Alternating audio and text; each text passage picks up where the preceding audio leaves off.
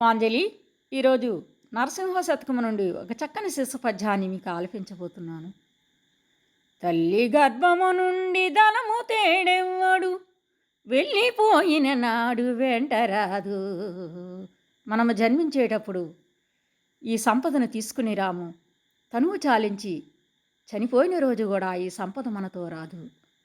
లక్షాధికారైన లవణమన్నమే గాని మెరుగు బంగారము మృంగబోడు. లక్షలకు అధిపతి అయిన ఉప్పుతో కూడిన రుచికరమైన భోజనం చేస్తాడే తప్ప సంపాదించిన సంపదను అనుభవించలేడు.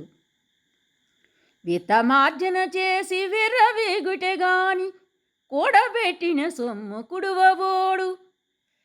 ధనము సంపాదించి గర్వించడమే తప్ప, గర్వపడ్డమే తప్ప తను సంపాదించిన సంపాదనను తినలేడు.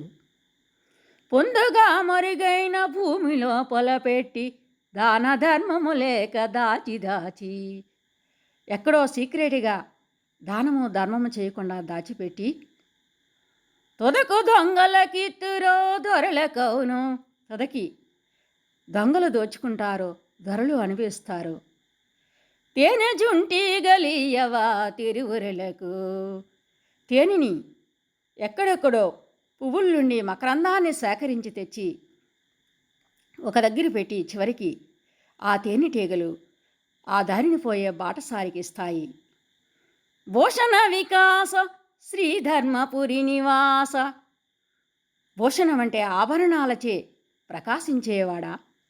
శ్రీధర్మపురిలో నివసిస్తున్నటువంటి దుష్ట సంహార నరసింహ దురిత దూర. దుష్టులను సంహరించేవాడా ఓ నరసింహస్వామి, దురిత దూర, పాపాలను దూరము చేసే